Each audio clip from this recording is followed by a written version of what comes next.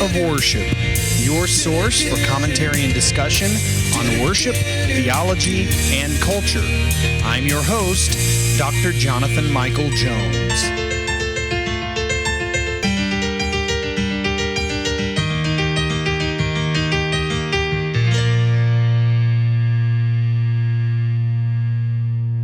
Well, hello and welcome to the Act of Worship podcast. This is Dr. Jonathan Michael Jones, and in the Psalm Project this week we are looking at Psalm 63 and Psalm 64. So today we are looking at Psalm 63, which is one of the more familiar psalms.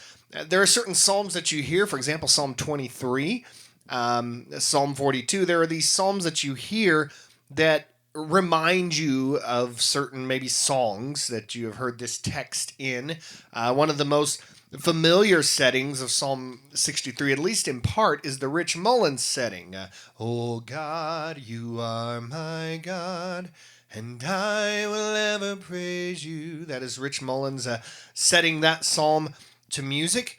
I have actually set at least a portion of this psalm to music, and yes, I admit I cheated and I used that same setting. I just continued and used the rest of the text of the psalm. So if you've heard this psalm on one of my albums, I apologize in advance because you are going to hear the same setting that I've used in the past.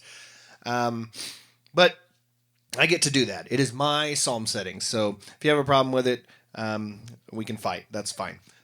Psalm 63. A very familiar setting.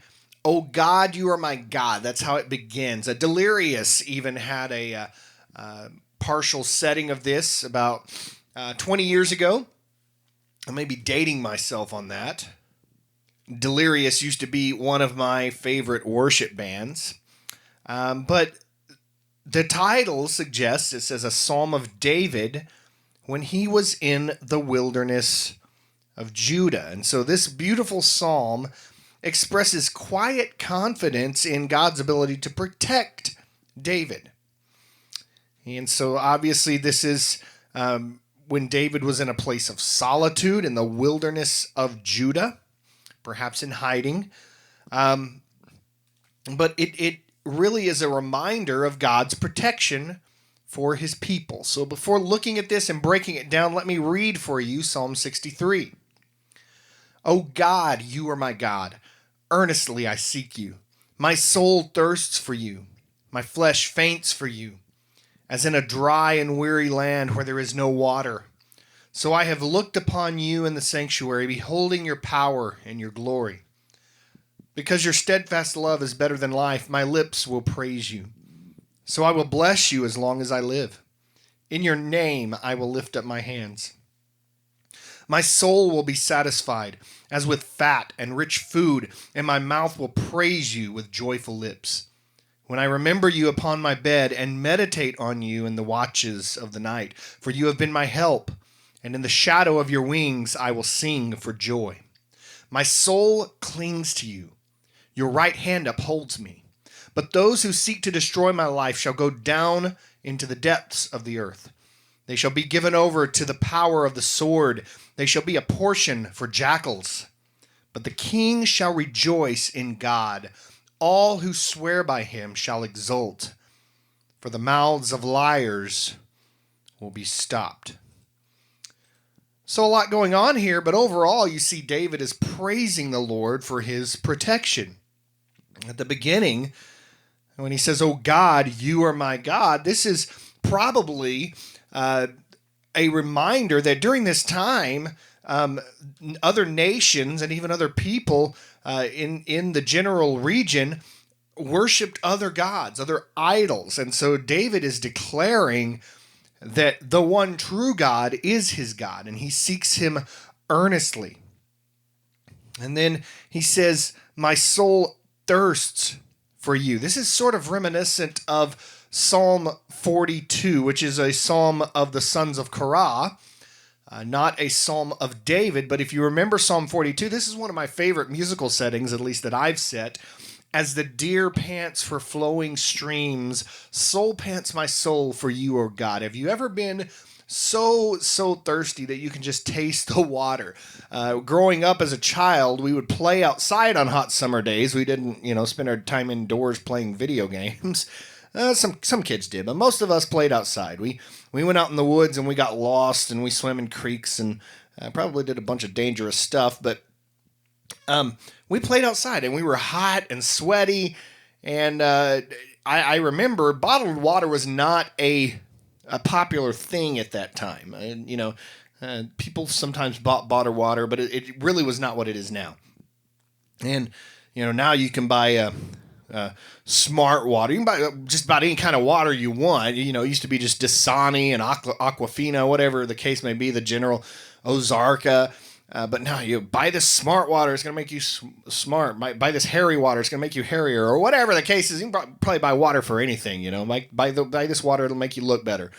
Buy this water, it'll give you bigger eyes. I don't know, whatever the case may be.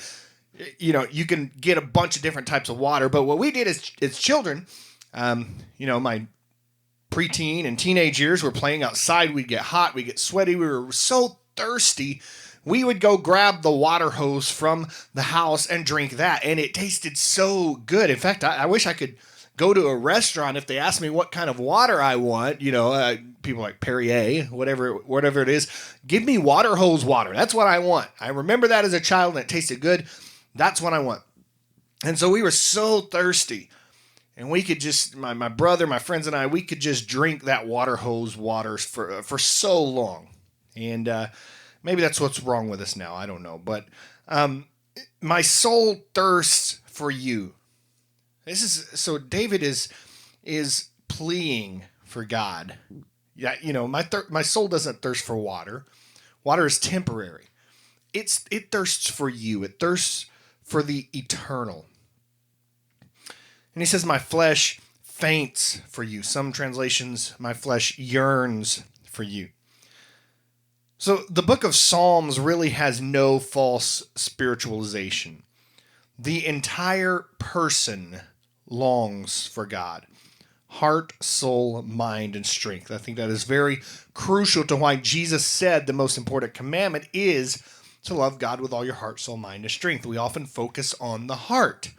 Oh, it's all about the heart. No, the mind, the soul, the strength, it should all be involved. And so spirituality is not merely a non-physical aspect of a person. It involves the entire person.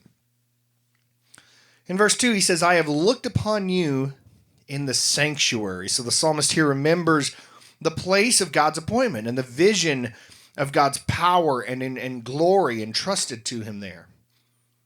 Verse 3, because your steadfast love is better than life. Your steadfast love, that is the unchanging love God shows toward those joined to him by his covenant, his people, the church. Verse 5, my soul will be satisfied as with fat and rich food. Only in praise to God and in an intimate communion with him does David feel spiritually content.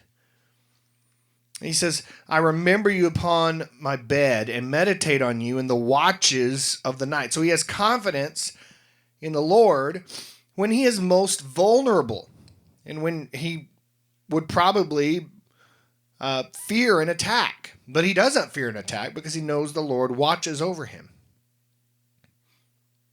Verse 7, for you have been my help, and in the shadow of your wings I will sing for joy.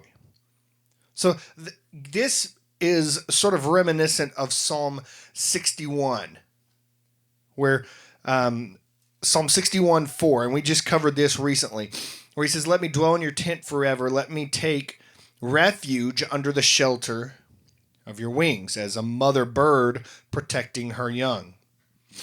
Verse 8, my soul clings to you. So even though he's removed from the sanctuary, the place where he has experienced God's presence, David still enjoys intimate communion with God. And so clinging to the Lord means finding in him your only hope. Because truly God is our only hope. And when we realize that, we begin to stop placing our trust in other temporal things or people. I'm reminded of what it means to fear God. We often fear things that we should not fear, because if God is for us, who can be against us? And that's not just a cliche, catchy little statement. It is truth. If God is for you, who can be against you? No one. Deuteronomy 10:20, you shall fear the Lord your God. You shall serve him and hold fast to him. And by his name you shall swear. Deuteronomy 11:22, for if you will be careful to do all this commandment that I command you to do, loving the Lord your God, walking in all his ways, and holding fast to him. Deuteronomy 11 is talking about blessings and curses, and obviously if you trust the Lord and do what this suggests, loving the Lord your God, walking in his ways, holding fast to him, that's where the blessing comes from. And so my soul clings to God. It does not cling to money. It does not cling to politicians. My soul clings to God alone. Verse 9, those who seek to destroy my life shall go down in the depths of the earth. This verse really is the first indication of distress or danger in Psalm 63. And then in verse 11, the final verse, but the king shall rejoice in God, and all who swear by him shall exult. In other words, God's justice wins out. And those who love God will continually praise him, because the wicked will be stifled. And so there's a lot of comfort in this psalm. It is a beautiful text.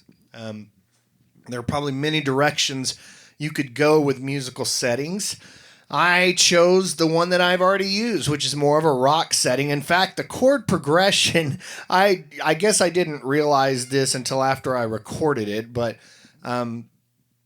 it is the same as Don't Stop Believing by Journey. And the beginning piano part sounds like that, except the bass line is not present from Don't Start Believing. It doesn't have that bass line, but the chord progression is the same. And so when you hear the piano part, you go, huh, that kind of sounds like Journey. Well, Journey was one of my musical influences, so I guess that makes sense. But anyway, it is a sort of a rock version of this psalm, Psalm 63. And as I mentioned, I've already set the psalm in part to music. I just added the rest of the text. And so without any further ado, here is Psalm 63. Thank you for listening today to the Active Worship Podcast. This is Dr. Jonathan Michael Jones.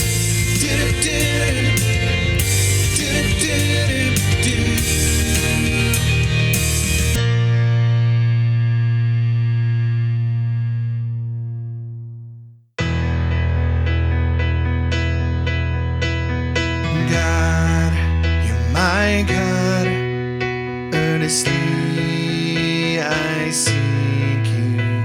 My soul thirsts for you. My flesh faints for you.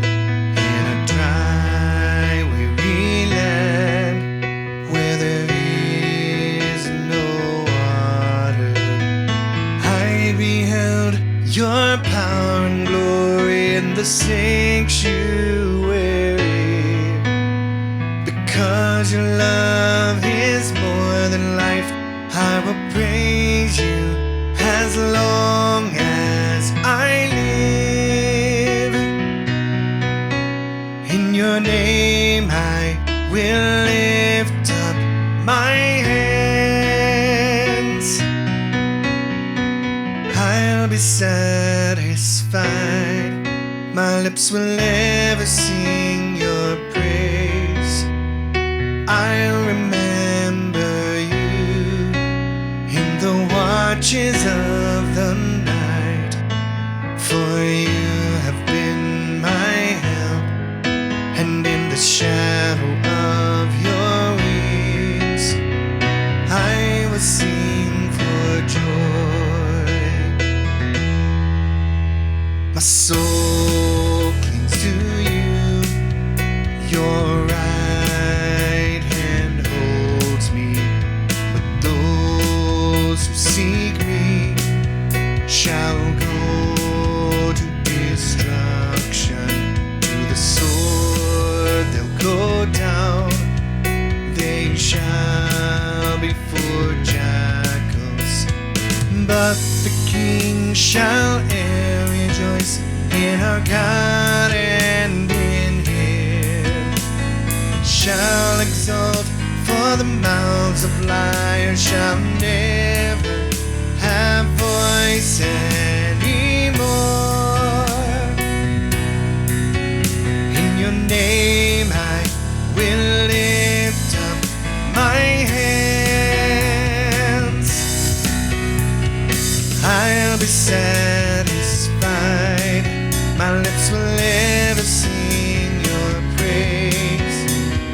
I'll remember you in the watches of the night, for you have been my help, and in the shadow of your wings I will sing for joy. Oh, I'll be satisfied.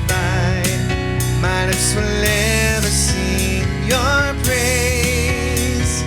I'll remember you in the watches of the night, for you have been my help, and in the shadow of